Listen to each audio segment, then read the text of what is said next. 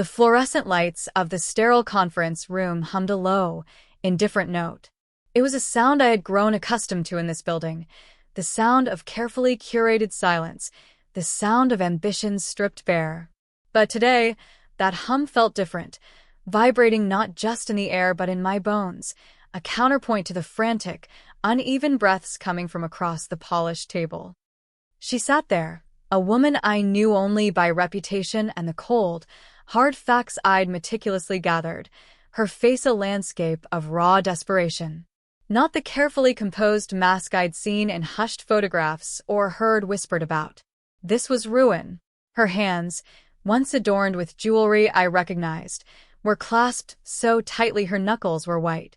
Her eyes, red-rimmed and darting, finally fixed on mine, and the carefully constructed composure I'd built over years threatened to crack. She was begging. Not for money. Not for forgiveness. For a job. In my company.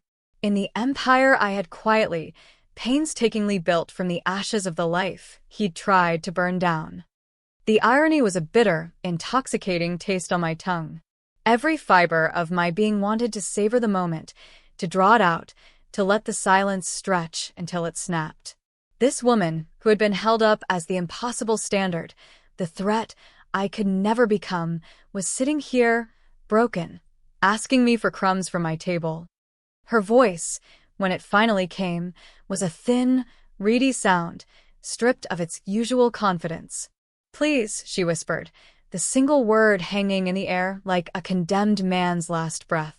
I don't know what else to do." He just disappeared. The architect of this entire, sordid mess. My husband. Or rather, the man who was my husband. The conference room door clicked open. The sound was soft, almost imperceptible, but in the charged silence, it was a gunshot. He stood there, frozen, his face a mask of disbelief that rapidly morphed into something ugly and furious. He hadn't expected her to be here. He certainly hadn't expected her to be talking to me. And the sheer, unadulterated wrongness of the scene from his perspective, the complete inversion of the reality he'd orchestrated, hit him like a physical blow. His mouth opened, but no sound came out at first, just a choked, guttural noise of pure shock. And I just looked at him. calmly. My gaze met his, held it, and in that moment, every sleepless night, every tear shed in secret, every calculated move I'd made, condensed into a single, silent question: who is the threat now? His face contorted. The color drained from his cheeks. His eyes bulged. He wasn't just angry. He was terrified. He opened his mouth again, and this time, the sound came. It was a scream. A raw, animalistic scream of pure, blindsided rage and terror. Let me know where you're watching from and what time it is. And if you haven't already, please subscribe. It helps me more than you know, truly. It started, as it often does, with a feeling. A cold draft in a room that should have been warm. A subtle shift in weight on the mattress at night, like a presence was both there and utterly absent. We had a good life, by most standards. A beautiful house, a comfortable rhythm, shared histories stretching back over a decade. He was successful, charming, the kind of man people gravitated towards. I was Me. quietly building my own small corner of the world, supporting his larger one. We were a unit, a team. That's what I believed. That's what he told me. The first crack appeared so subtly I almost missed it. A late night at the office that stretched into 2, then 3. Hushed phone calls he'd end abruptly when I entered the room. The way his eyes would flick to his phone with a hungry, secret intensity. Little things.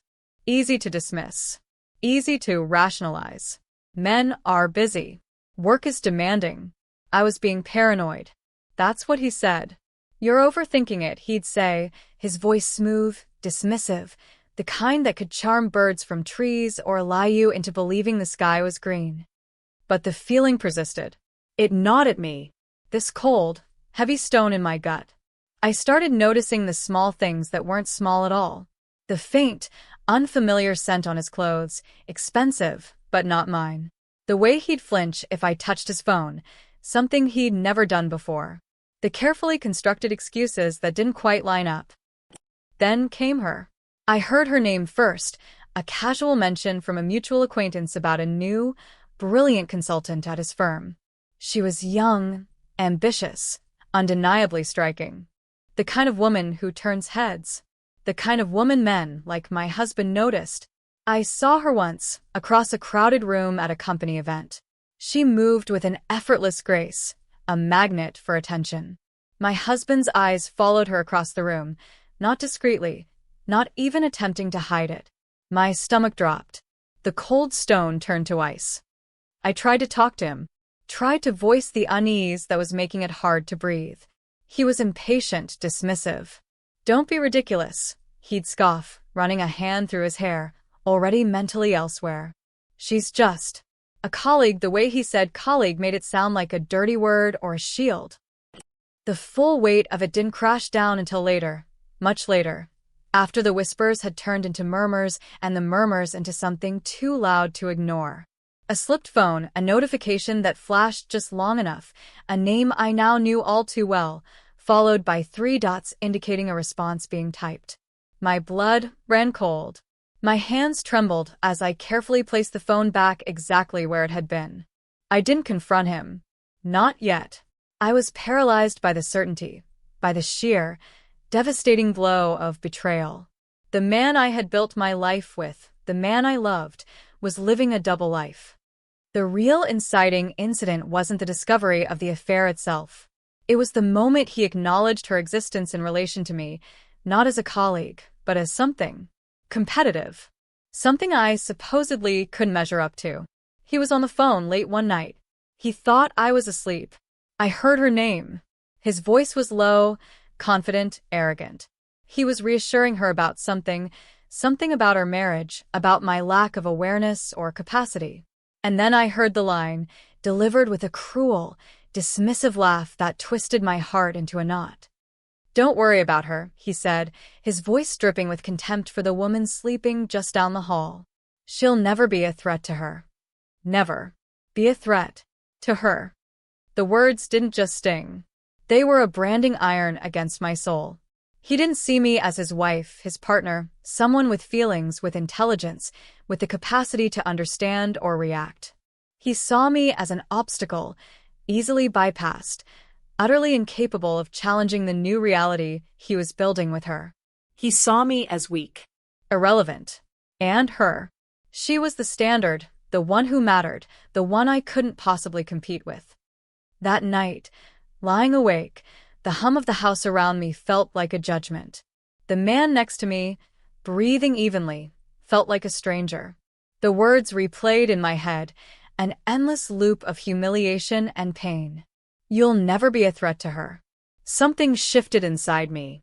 The ice in my gut didn't melt. It hardened into something cold, sharp, and infinitely resilient. Pain is a powerful catalyst. Humiliation is an even stronger one. He had underestimated me. He had underestimated the quiet woman who paid attention, who remembered details, who had spent years building her own quiet strength while he was busy being charismatic. He thought I was fragile. He thought I would break. But in that moment, listening to his dismissive cruelty, I didn't break. I solidified. I stopped being the wife who wanted to fix her marriage. I became the woman who needed to prove him wrong. Not to him necessarily, but to myself. And maybe, just maybe, to her. The early struggles were quiet, internal. A war waged in the privacy of my own mind and the hidden corners of my laptop. I downloaded banking statements, insurance policies, property deeds. I started cross-referencing his travel schedule, his credit card bills, the dates on text messages I could sometimes glimpse when his phone lit up. It was painstaking work, like excavating a buried city. Each discovery was a fresh wound, but also a piece of the puzzle. The expensive dinners, the weekend trips, the gifts I never received, but she clearly did. He wasn't just having an affair. He was building a parallel life, using our shared resources. Trying to talk to him was useless. Any attempt to discuss our relationship, his distance, or the increasing strain on our finances met a wall of defensiveness, anger, or gaslighting. "Why are you so suspicious all the time?" he'd snap. "Can't I have any privacy?" You're imagining things. His lies were delivered with such conviction, such righteous indignation, that they almost made me doubt myself. For a time, they did. Maybe I was crazy. Maybe I was just a paranoid wife. But the evidence, cold and undeniable, lay stacked on my computer. Digital breadcrumbs leading directly from his supposed late nights at the office to hotels in nearby cities, to luxury purchases in boutiques I'd never set foot in. He was funding his affair with my comfort, my security, my future. The financial aspect became a critical early struggle. He grew increasingly reckless.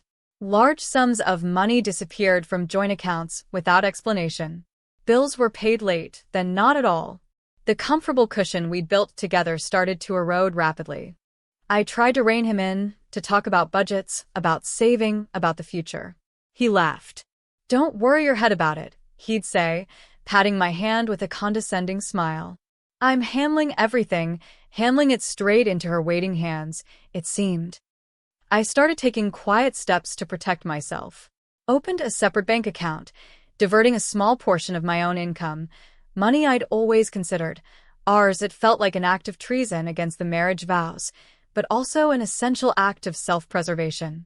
I consulted a lawyer, not about divorce yet, but about understanding our financial landscape, my rights, the potential pitfalls. The lawyer's grim expression as she reviewed the initial documents confirmed my worst fears. He wasn't just having an affair, he was actively jeopardizing our shared financial future. The emotional toll was immense. Living a lie within a lie is suffocating. Pretending not to know, pretending not to see, while gathering the tools for escape or confrontation. Every shared meal felt like a performance. Every touch felt like a violation. The house, once a sanctuary, became a gilded cage, echoing with unspoken truths and the phantom sound of his cruel laugh saying, "You'll never be a threat to her." The phrase became my silent mantra, the fuel for the cold fire burning inside me. The rising challenges weren't just emotional or financial. The affair started to bleed into our social circles. Hushed conversations would stop when I entered the room. Friends who were once close became awkward, distant. Some clearly knew and didn't know how to act. Others, perhaps, chose sides, siding with the charismatic success story over the quiet wife. I felt increasingly isolated, adrift in a sea of polite avoidance and veiled pity. The image of our perfect life was cracking for everyone to see, except maybe for him, lost in his own distorted reality. He started treating me with open disdain. My opinions were worthless. My contributions were minimal. My concerns were hysterical. He was building her up in his mind, and in doing so, he was actively tearing me down. He stopped coming home some nights, not even bothering with flimsy excuses anymore. The silence of the empty house was deafening, filled only by the rhythmic clicking of my keyboard as I continued my quiet investigation. The digital trail grew longer, more damning. Emails, messages confirming dates, times, locations, and the deeply personal, cutting details that only an affair could reveal.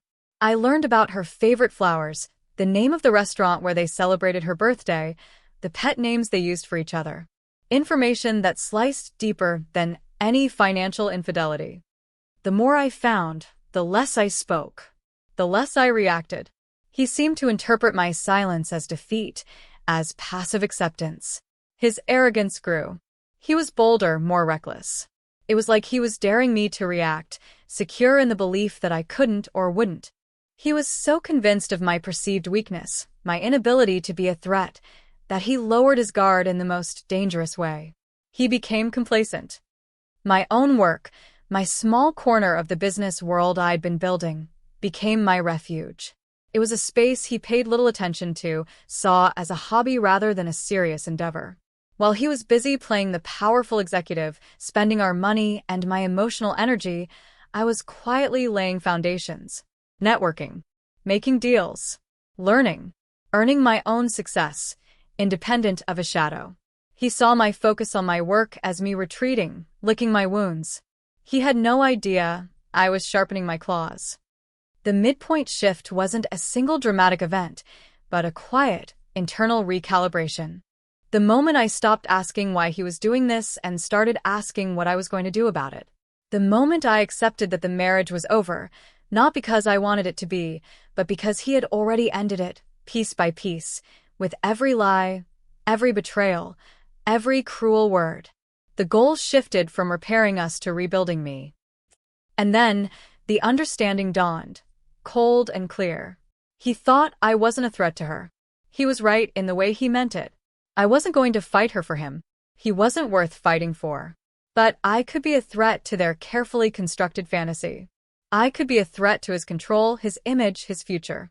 And perhaps, most satisfyingly, I could become the very thing he believed I was incapable of being, someone she would eventually have to reckon with on my terms. The key was patience. Waiting. Let him dig his own grave. Let her fall completely into his world, the one he was building on a foundation of sand. The deepening crisis felt like freefall. His financial recklessness accelerated. Creditors started calling. The house was remortgaged without my full knowledge or clear consent. Investments we'd planned for our future were cashed out. He was spiraling and dragging me down with him. The lies became more elaborate, more desperate. He'd rage about market downturns, unexpected expenses, blaming everyone but himself. I watched him, detached, noting the patterns, cataloging the damage. The sheer scale of his irresponsibility was breathtaking. He was so focused on maintaining his facade with her, on providing the lifestyle he thought she expected, that he was dismantling the reality he shared with me. Friends stopped calling altogether. My social life evaporated. He was rarely home, and when he was, the tension was a physical weight in the air. I was alone in that big house, surrounded by the ghosts of a life that was dying. There were moments of pure despair, sitting in the silence, looking at the mounting debt, feeling utterly helpless. He had always handled the finances, the big decisions. I had deferred to his expertise, his confidence. Now, I saw the consequences of that trust. I had let him hold the reins, and he was driving us off a cliff. He seemed invigorated by the chaos he was creating, or perhaps just oblivious to the cliff edge. He was planning trips with her openly now, weekend getaways disguised as business conferences. His phone was glued to his hand, a constant stream of communication connecting him to his new life. He was thinner, more agitated, but also, strangely, more alive than he had been in years, fueled by the thrill of the secret, the excitement of the new. While my world was shrinking, his was expanding, or so he believed. He started talking about selling the house. Our house. The house we had built together, piece by piece, filled with memories. He framed it as a smart financial move, necessary downsizing given the economic climate. I knew it was about freeing up capital, liquidating assets to fund his life with her. The thought of losing my home, the last tangible link to the life I had built and believed in, was a crushing blow. It felt like the ultimate act of erasure. He wasn't just leaving me, he was dismantling my entire existence. All seemed lost. The financial ruin he was creating felt insurmountable. My personal life was a wasteland. My future felt uncertain, precarious. He was winning. He had successfully moved on, seemingly unscathed, leaving me to deal with the wreckage. He had proven that I wasn't a threat in the way he defined it. I hadn't stopped him, hadn't fought for him, hadn't made a scene. He was free, with her, living the life he wanted, funded by the ruins of ours. But while he was busy dismantling the old, I was quietly building the new. My business, the one he ignored, was thriving. Not just surviving, but growing. Steadily, quietly, away from his gaze. I had made connections, landed contracts, built a reputation based on my own merit, my own hard work. The money I was making wasn't just my own, it was becoming significant. It was the lifeline I hadn't realized I would need. The turning point wasn't a single event, but the confluence of several truths colliding. The realization that he was going to leave me financially devastated if I didn't act decisively. The cold, hard fact that his path with her was inherently unstable, built on deceit and fueled by recklessness. And the quiet, fierce pride I felt in the success I was building for myself, entirely independent of him. The final piece clicked into place during a particularly brutal conversation about selling the house.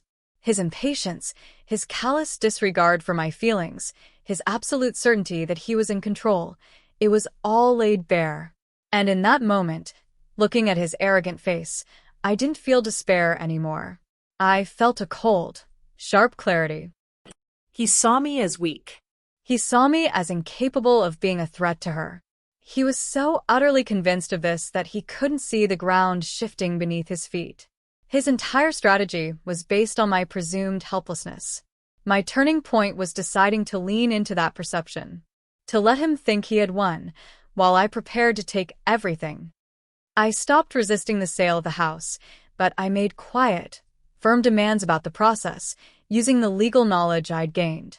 I agreed to the divorce, surprising him with my apparent lack of fight. He interpreted it as resignation, as me finally giving up. Let him think that. Let him feel victorious.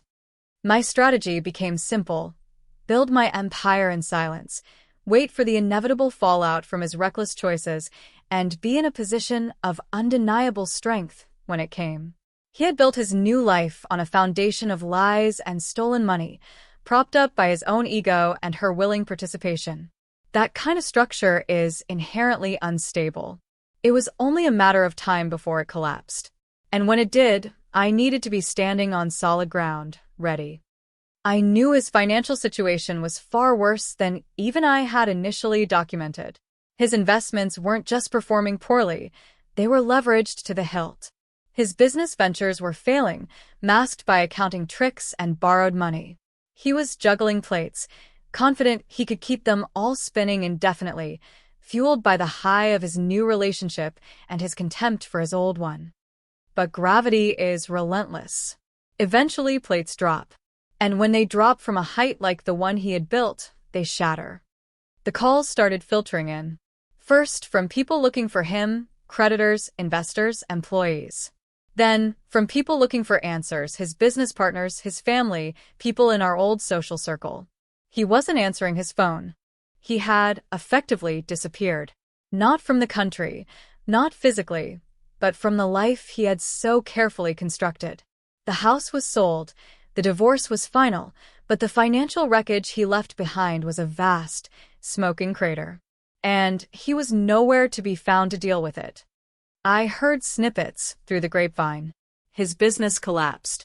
Investments vaporized. Debts mounted. He lost everything: the company he'd poured his life into, the status he craved, the financial security he'd always taken for granted.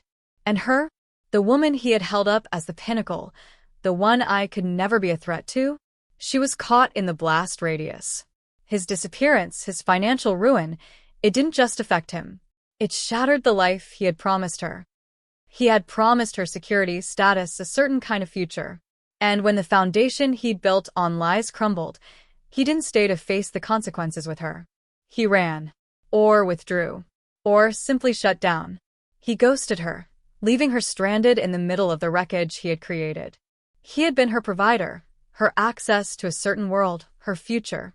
And he vanished, leaving her with nothing but the fallout. That's when the phone rang. An unfamiliar number.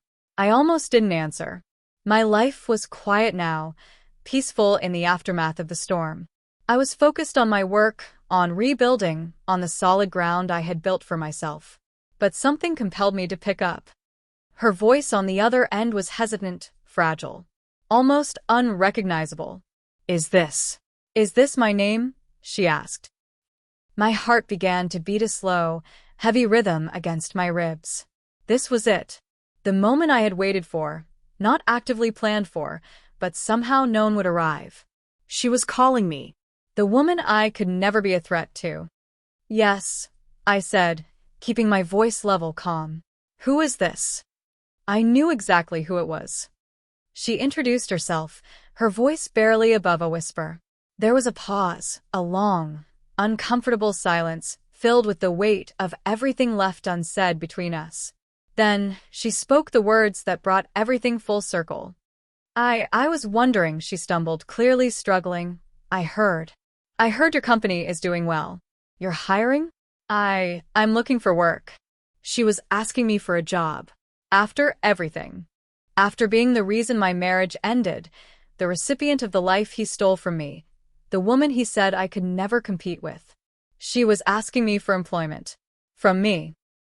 A cold, hard satisfaction settled deep in my stomach. It wasn't triumphant glee, not exactly. More like the quiet click of a lock finally fitting into place. He had built his betrayal on the idea that I was insignificant, that she was paramount, and that I would never interfere with their world.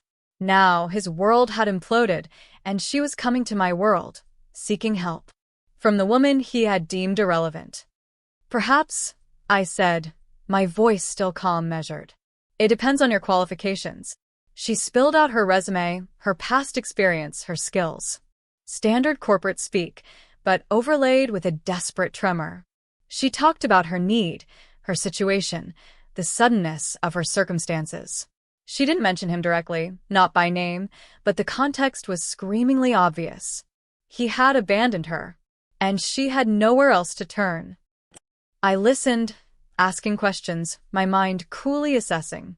Not her as a person, not yet, but as a potential piece in the intricate, long game he had started and I was finishing. She had skills, yes. She was intelligent, ambitious. The same qualities that had drawn him in, that had made him see her as the threat I wasn't.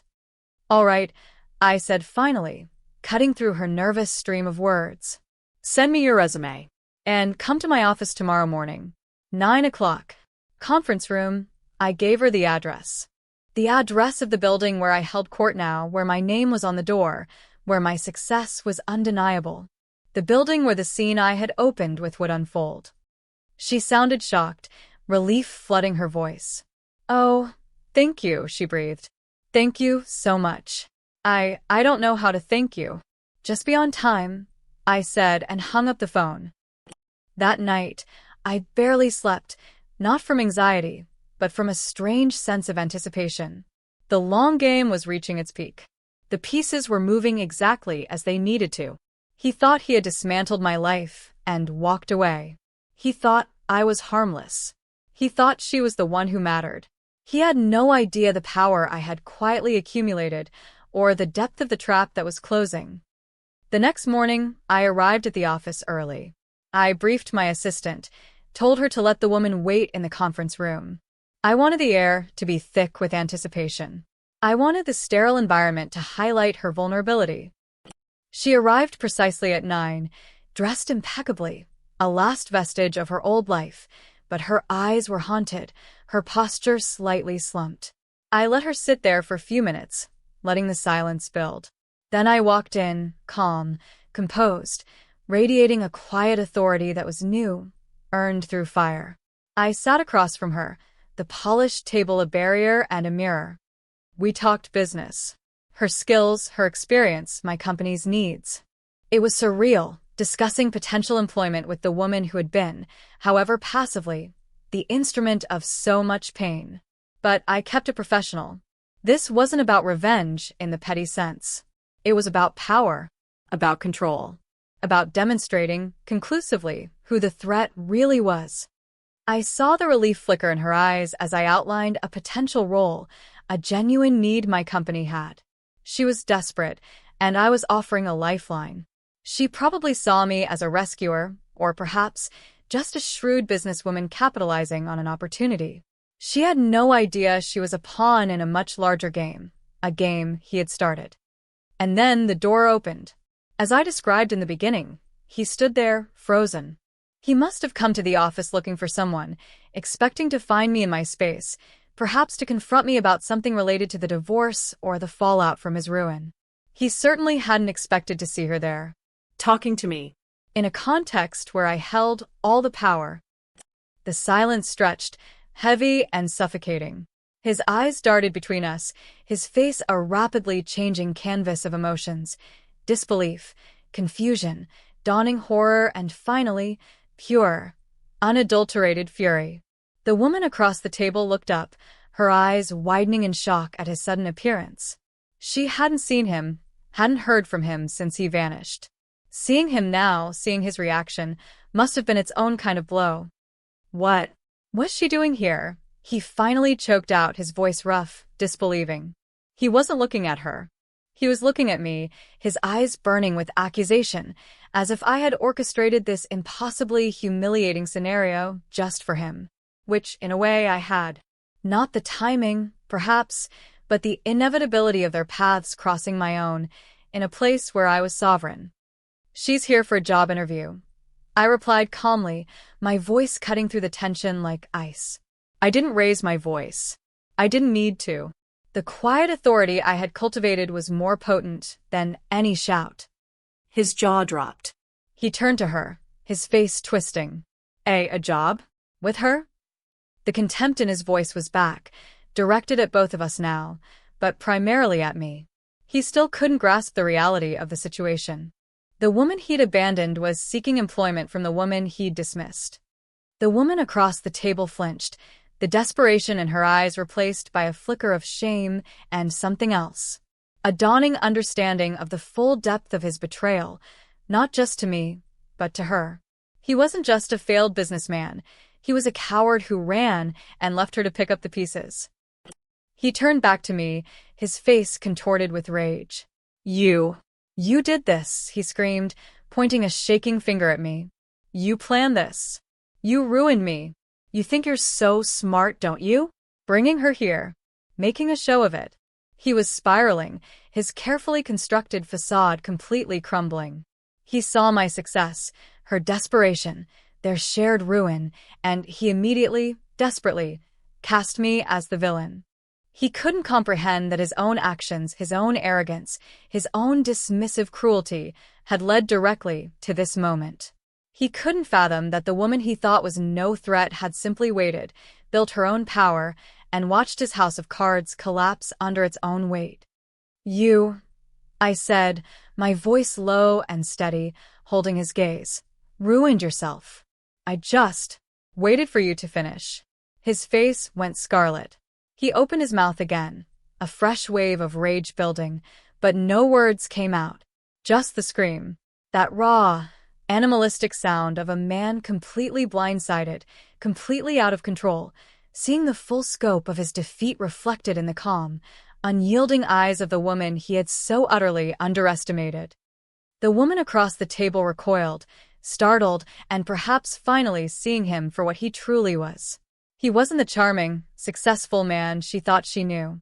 He was this shrieking wreck, exposed and powerless. He didn't stay. He couldn't. The moment was too crushing, too public, too undeniable a testament to his failure. He spun around and stumbled out of the conference room, leaving the sound of his scream echoing in the sudden silence. The air slowly settled. The hum of the fluorescent lights returned to its indifferent rhythm. The woman across the table sat there, stunned, her eyes wide, looking at the empty doorway. I looked at her. The architect of her own misfortune, yes, but also a casualty of his.